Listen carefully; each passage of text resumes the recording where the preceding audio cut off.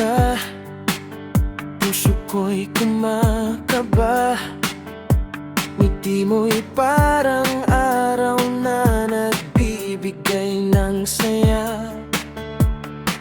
Kahit simpleng usapan, parang may himala. Ikaw lang ang dahilan kung bakit masaya. Matagal ko nang gustong sabihin,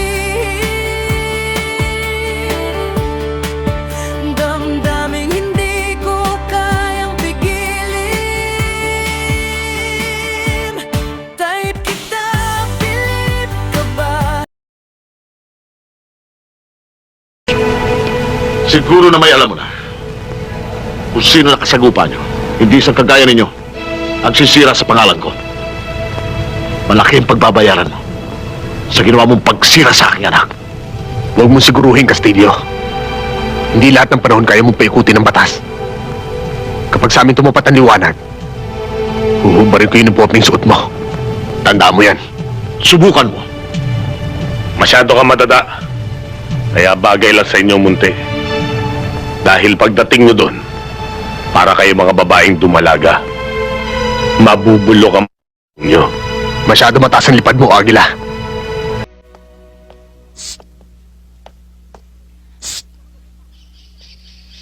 Saan ka pupunta? Luluwas na ako ng Maynila. Ano? Luluwas ka na Maynila? Eh, paano ko? Iwanan mo ako dito? Alam ko naman magulo pa isip mo eh. Kailangan mo ng bakasyon. Tsaka ligtas ka naman dito, di ba?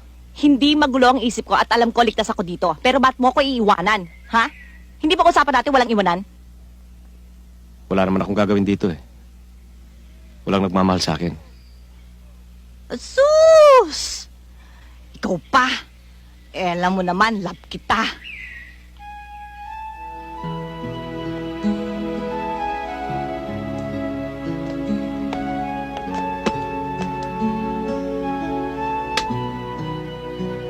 O ano ba inintay mo?